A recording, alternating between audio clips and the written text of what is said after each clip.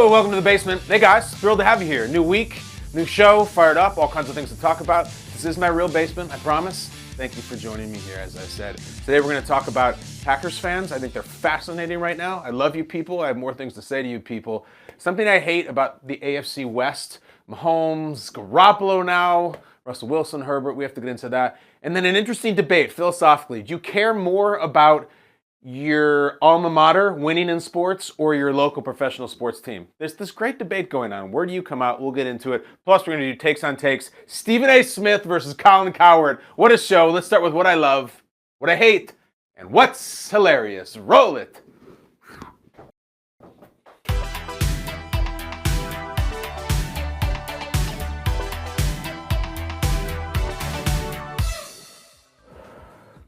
I love the state of Packers fans right now. Packers Nation. What an interesting time. I genuinely mean that. It's great observations, seeing how they're reacting to the Aaron Rodgers transition, the Jordan Love waiting in the wings. Are they in their feelings? Do they feel excited? Are they nervous? Are they angry? Are they gleeful? I think it's all of the above. I talked to Packers fans. I had a seat right here last week on the show and said, listen, you wonderful people who I love. I consider myself a childhood raised in Wisconsin, spent my summers. I love Wisconsin. I want to retire to Wisconsin someday. You guys have no idea. You just have no idea what it's like. You people who are gleefully celebrating and rejoicing in the impending Aaron Rodgers departure, pump the brakes. You just don't know. It's rough out there without a Hall of Fame quarterback. It's rough out there without a Pro Bowl quarterback. And I genuinely think, given 30 years of Rodgers and Favre, there are so many Packers fans who just don't even know what it's like to not have, not a Hall of Famer, a first ballot Hall of Famer. And those of you who were there pre-Favre, I'm not convinced you completely remember. I just don't know if it was a long time ago. I don't blame you. And I thought the reaction that came in over the weekend was interesting. There was a lot of people saying, I'm making the same point. We should hope that Rodgers stays. We hope he changes his mind. He makes us matter every single year. And then there's a lot of Packers fans saying, I'm sick of it. I got to move on. I can't take him anymore. Just get him out of here. And then there's the reasoned ones saying, I want to see what Jordan Love has. You know, I love Aaron and I had his jersey and he's great, but it's just time. We'll get into that too. But it is that particular subsection, and it is a subsection, and it is a minority, I understand, but it's vocal, and I hear their radio calls, and I see their tweets, both to me and to the general public, saying, get that weirdo out of here. I'm done with him. Just be careful. I think the best thing that could happen to the Packers organization, I'm not kidding, is if Aaron Rodgers does a complete 180, there's reconciliation, there's a meeting, there's a kumbaya, and Rodgers changes course and says, I'm coming back to Titletown, and we're really going to do this thing. That's what I think the best thing is for their football. And if you need just a little bit of perspective, just look around the division. Look around. You have the Vikings, who can never get over the hump, sometimes can't even get to the hump. You have the Detroit Lions, who have one playoff win in the last 50 years. You have the Chicago Bears, who have been looking for a quarterback for over 100 years. And then you got you guys, who have the best quarterback I have ever seen, and he's about to leave because he can't get along and they don't want to do it anymore and they're just sick of each other. Not because he's washed up or retired. They just don't want to do it anymore. And I think it's wrong, and I hate it. And I want to see the Packers jersey on Rodgers to finish his career. I really do. And I've seen all these responses. I've seen Packers fans say, bringing Aaron back would just be the definition of insanity. You win every year. You matter every year. If you were losing and you were repeating yourself and expecting different results, that's the definition of insanity. You matter every year. You want to repeat that.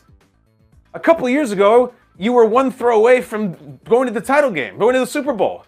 The coach pulled Rodgers off the field. Last year, a home playoff game. This year, you had one game to win to get in the playoffs. There are a lot of teams, a lot of fan bases who would cut a pinky off to have a home game to get in the playoffs. It's just perspective. As I said, I love Packers fans probably more than most fan bases in all of sports and all around the world. In the quarterback sense, Packer fans remind me of trust fund kids. They've never had to worry about things that the rest of us worry about. Trust fund kids were born wealthy. It's a very, very wealthy parents, generational wealth. They don't worry about money. They don't worry about paying bills. They grow up older. They're not worried, can I send my kids to college? Can I make the mortgage? None of that stuff. It's not their fault.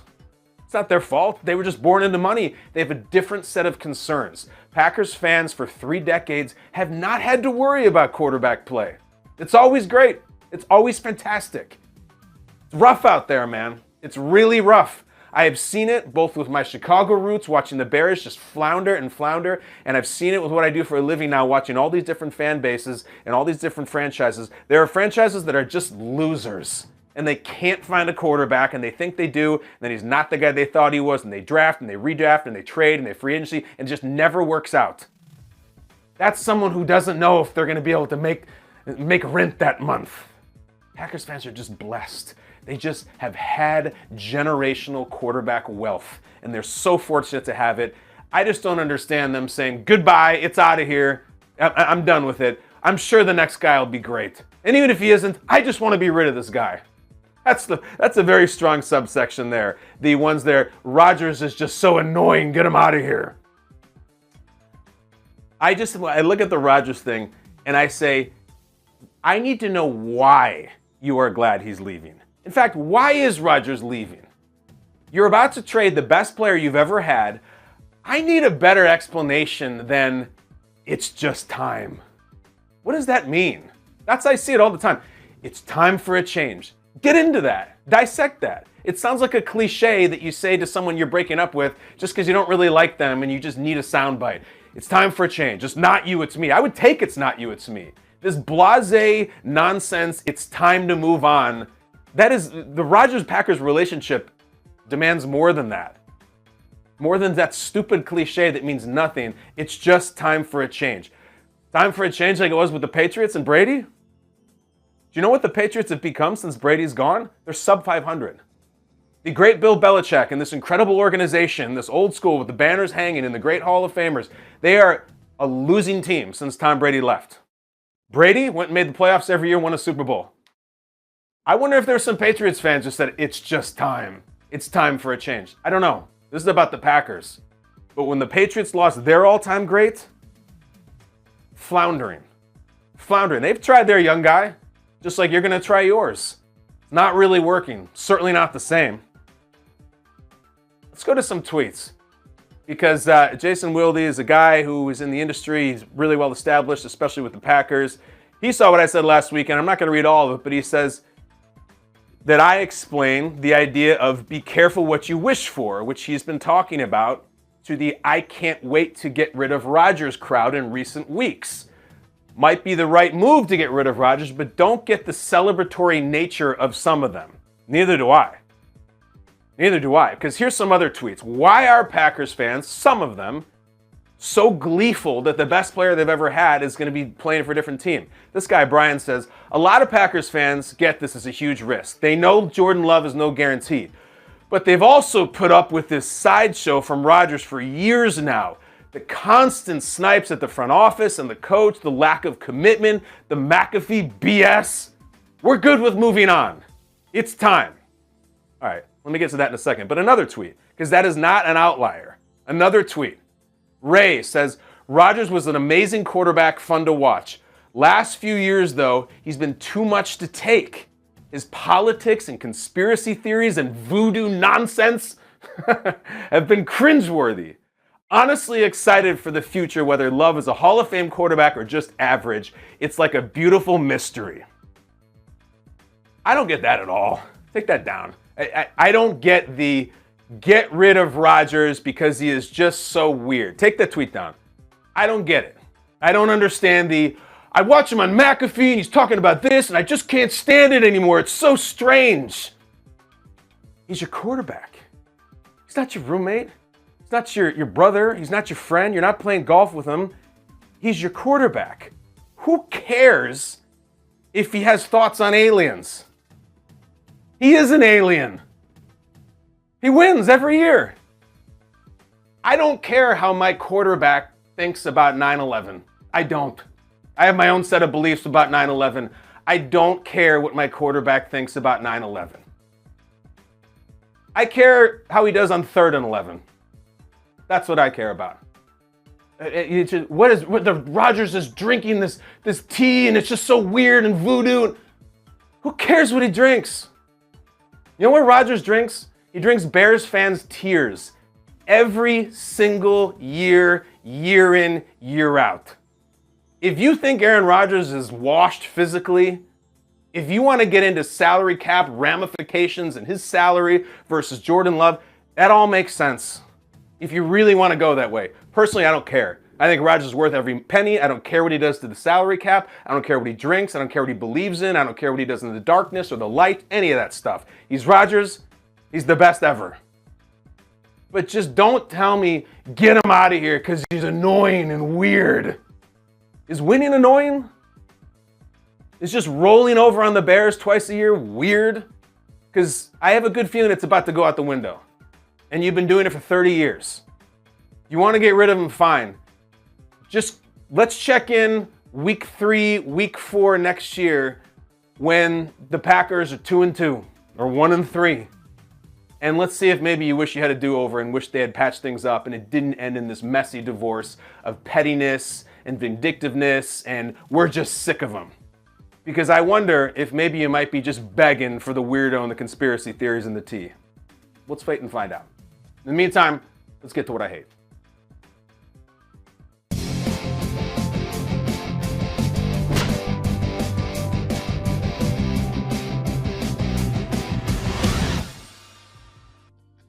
This is the time of year we're supposed to build teams up and be optimistic, and you can change so much, and you always see those stats about there's teams that go from last place to first place, and it happens every year. I just can't get there right now with the AFC West, and I'm supposed to, and I would like to. I hate AFC West hype. I was sitting at work this morning on the NFL Network, and I'm asked this question, which I respect, which was conceived and written and produced and presented on the air, and it's, Jimmy Garoppolo is now officially signed with the Las Vegas Raiders, reuniting with Josh McDaniels. Can the Raiders catch up with the Kansas City? Nope. I don't even want to hear the question. I can't let even get the question get out. I can't sit here in the offseason and start saying, yeah, they can do it. The Raiders are going to catch up with the Chiefs. And if they don't, it'll be the Broncos or the Chargers. No, I'm not doing it. I did this crap last year. You probably did it with me. I sat through countless hours of, oh my God, look at Russell Wilson and the Instagram mock-up on the Broncos. Justin Herbert, he's really talented. Oh man, Derek Carr, maybe this is nothing. Chiefs were 6-0 against the division. They smacked them around like they do every single year. They won the Super Bowl, they won the MVP. It's the Chiefs. That's it. I will not sit here and fake enthusiasm for the AFC West. I won't. It's not against Jimmy and the Raiders or even the Broncos and the Chargers. It's just extremely pro-Chiefs. I'm sitting here watching this thing, and the Chiefs have a player of mass destruction. They got him. They're always going to have him. They have him this year. They have him the next 10 years. And I've seen enough that he is currently Patrick Mahomes on a trajectory to become the best football player ever. Ever. The way he started, the way he's accomplished as a team, as a person, he's now just really in the throes of his prime. Those first 4 or 5 years for a franchise quarterback, those are warm-up years. You get a little older, you get a little mature, then you really start to master the game. So look, Jimmy Garoppolo looks sexy as hell in that Raiders uniform, and great. Maybe the Raiders will make the playoffs. I'm not saying they won't. I'm just not sitting here and saying they're going to chase down the Chiefs. It's a player of mass destruction. I look at it in the Westeros, the Seven Kingdoms. Khaleesi's got the dragons. Good night. We're burning the city down. You can do your stupid arrows, and you can have all your soldiers, and you can try to use witchcraft and all. We got dragons. Dracarys. Good night. Sorry. That's the Chiefs. And it's not fun because parody is fun, and upsets, and teams getting knocked down, and comebacks. Domination. We can talk. We can have a conversation when Kelsey hangs it up. And we'll see if he has enough supplies around him, Mahomes. But Jesus, we spent 6 months talking about how Tyreek Hill is gone and how will that affect the Chiefs. MVP, Super Bowl win, beat a really good Eagles team in the Super Bowl. Bye, get out of here.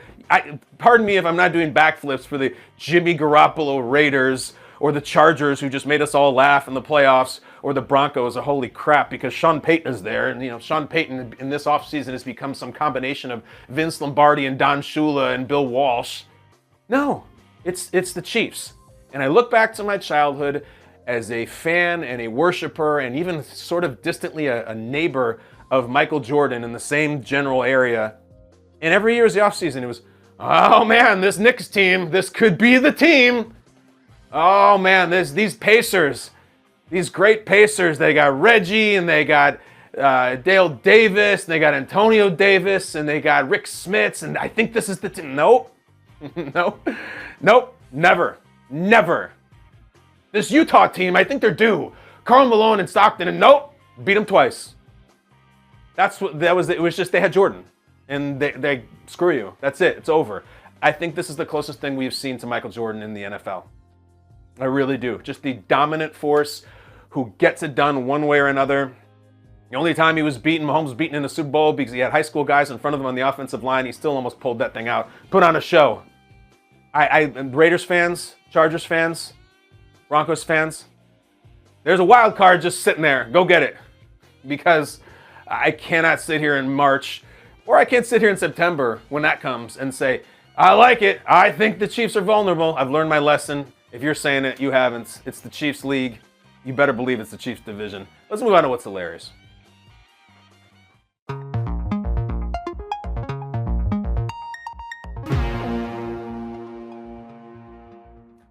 So I'm not being exactly subtle about it, but I am wearing a garment right now of my alma mater. Let's go to the Skycam. If you needed any more adornment, you just come over here, and I have roughly 3 foot by 5 foot banner. This is a small little room, and about 60% of it right now is about Princeton. Princeton won again over the weekend. Just absolutely beat the crap out of Missouri in the round of 32. The game was never close. It was never interesting. And they're on to the Sweet 16. And I wasn't excited watching it, not in a vacuum. I was really proud. And I didn't go to Ohio State or Alabama. I don't have experience watching my alma mater do crazy things on a big national level with millions of people watching. And it felt so good. And I was surprised how good it felt because you think it'd be obvious, predictable, you get excited. No, it was like something childhood, almost like a parental pride that I had. And I started to think, and I started to tweet, and I started to drink tequila, and I was thinking, I think watching your alma mater win on a huge stage is more satisfying and just better than watching whatever your favorite pro sports team is. So let's just use the Ohio example for a minute. Let's say you were born and raised in Cincinnati, and you ended up going to Ohio State. Which feels better, an Ohio State national championship or a Cincinnati Bengals Super Bowl? Now, maybe that's a rough example because Cincinnati hasn't had that Super Bowl championship and Ohio State has had the big one. But all kinds of opinions come flying in, and mine is very strongly in the alma mater. I think watching kids who are going to school, teenagers, most of them, teenagers who are going to the same school you went to, and we're in the same cafeterias and the same lecture halls and the same bars doing the same things, makes you have an immediate and very strong kinship with them. That they went to the same places and sat in the same spots, and wow, I feel like kind of a brotherhood or brother-sisterhood with that athlete. Whereas you turn on your local NFL team and you love them and you've been a fan for years and years and years, but whoever that player is that they drafted or signed, he's not from there. He's just there because they gave him the biggest contract or they drafted him the highest. There's this sort of, I don't know, like a little bit more of a joyless professional factor, and the money is there and everything. If you're watching, let's say you went to the MAC and you're watching your MAC schools in the NCAA tournament, and some kid hits a three-pointer from the corner, and he's a history major who's not going to sniff the NBA. Isn't that in a way more exciting that you and he went to the same school than if you're a fan of the NBA and Kevin Durant makes a three? I just think it's more incredible, and I think it makes you more proud, and you immediately have this connection with them. So fun. A lot of people disagreed with me. A lot of people that either I talked to today, Good Morning Football, or people on social media, they're like, no, the pro team. And I think the take there is maybe it's the highest possible level. It's not college, it's not amateur, it's the big dog. It's not, it's not the NCAA tournament. It's the NBA Finals. It's not the College Baseball World Series. It's the actual World Series. And I get that, It's the highest. I watch these Princeton kids, and I'm like, I was such an idiot in college, just sitting around playing video games and like going to lecture and then going out for beer. I was just so dumb. You telling me that kid who just posted up the Missouri guy and hit a turnaround jump shot is doing the same dumb crap I was? And I imagine there's a lot of you out there who have seen your alma mater do great things, maybe even in this tournament. Hopefully you didn't go to Creighton, because I hope Princeton beats them this week. But I just think there's a much different, almost, again, I'll say the word parental. Not excitement, but pride in seeing your alma mater. Let's bring in super producer Michael Flynn. Flynn, tell me if I'm wrong. Tell me if I'm right. You're there at home. State for the record for the people your pro sports loyalties and your alma mater. And where do you come out on this? My pro sports loyalties would have to be the Mets in baseball and the Jets in football. My alma mater, I don't know if you knew this, I don't think we've ever spoken about this, but is in the MAC. I'm a proud Manhattan College Jasper, and maybe a little bit biased there. Entire family went there. My mom was actually the point guard on the first ever Lady Jaspers team, as in the Hall of Fame.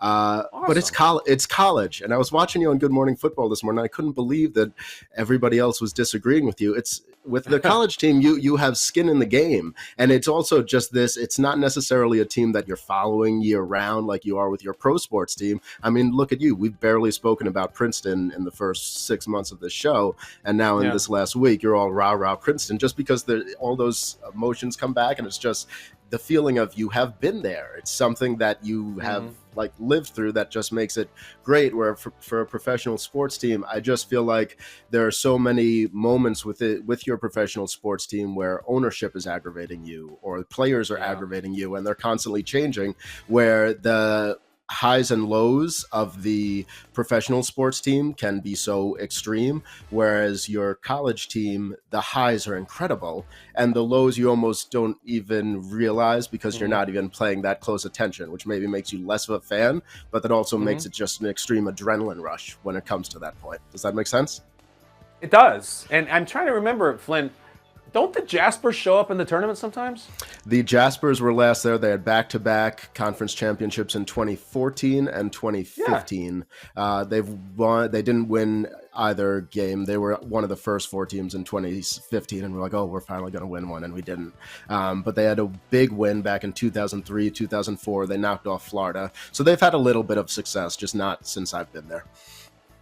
Well, I also think, like Princeton right now, never mind that I went there or anything, it's a 15 seed. Like, they've won two games. It's very unusual. So, like, imagine like the dream runs. Let's say you're an alumnus of George Mason when they went all the way through the tournament, or VCU. You're like, you must be losing your mind, because it's not like oh my God, we got in the tournament, that's cool, and they lost by 30.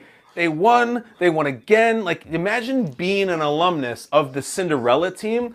I think that I am 1 win away from getting to live that out. If they beat Creighton, Princeton as a 15 is in the Elite 8. And that's unbelievable. So I kind of am in a weird position, because I don't truly have an NFL team that I root for now, like not as a child. But if I didn't work in the NFL, like, wouldn't I be more excited about Princeton maybe going to the Elite 8 than, let's say, the Browns would be like in the divisional round? That's how I feel. I just think the college is better. I agree with you completely. Is there a moment, if they advance to Elite 8, if they advance to Final Four, are you getting on a plane and traveling? Will you travel with Princeton? It's a good question. I had a couple of buddies who sent the selfie from the Sweet 16 or the Sweet 16 game. They're actually the second game.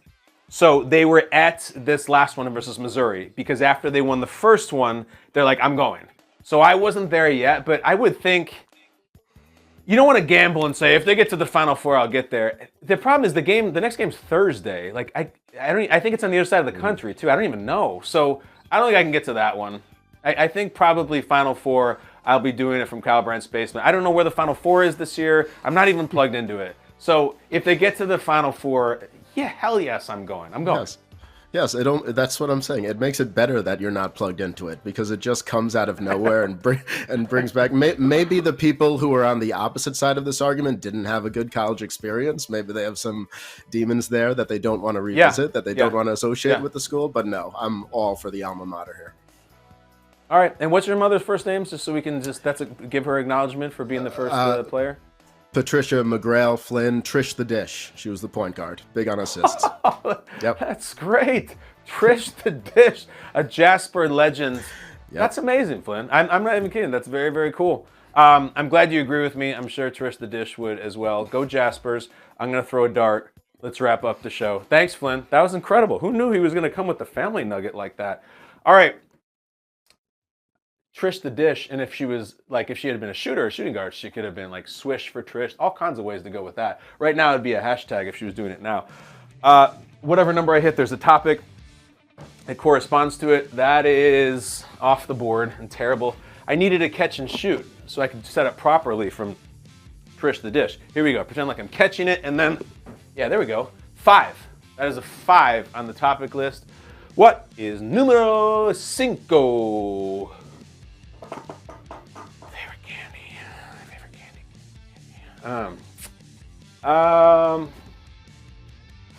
Man. All right, so there's a lot of candy in my home, just year-round, because we got a 9-year-old and a 6-year-old, and then, my wife's not afraid of it either, and frankly, neither am I. We like candy. We like the stuff here. So first you have to decide chocolate or fruity, and I do like the fruity candy a lot, but since I read the question for the first time, I'm just going to go for it. I think it's a peanut butter cup. And you could just do the straight old-fashioned Reese's, or you could do like the really fancy, delicious dark chocolate ones from Trader Joe's. Damn. Man, you could plow through that little plastic bucket of those in 16 minutes. Easily. I think it's a peanut butter cup. I really do. It's just fantastic. I'll occasionally order peanut butter cup ice cream when I'm hating myself. The peanut butter people are peanut butter people. We find it, we smell it, we seek it out like a bloodhound, and then we devour it. And the easiest way to do it, short of eating with a spoon out of the jar, which I've also done, is just having that delicious little cup with the little sharp spikes around the top. It's fantastic. Peanut butter cup. Guys, it's been a pleasure. Thank you. We'll be back tomorrow. Scott Van Pelt, the legend, on the show tomorrow. Coming into the basement, we're going to do the sports media Death Star, where we use our giant laser to destroy the things we hate in sports media. Can't wait to hear SVP on that. He's coming in. Hope you will join us as well. Until then, exit through the garage, close the door on your way out. See you. Love you. Tomorrow.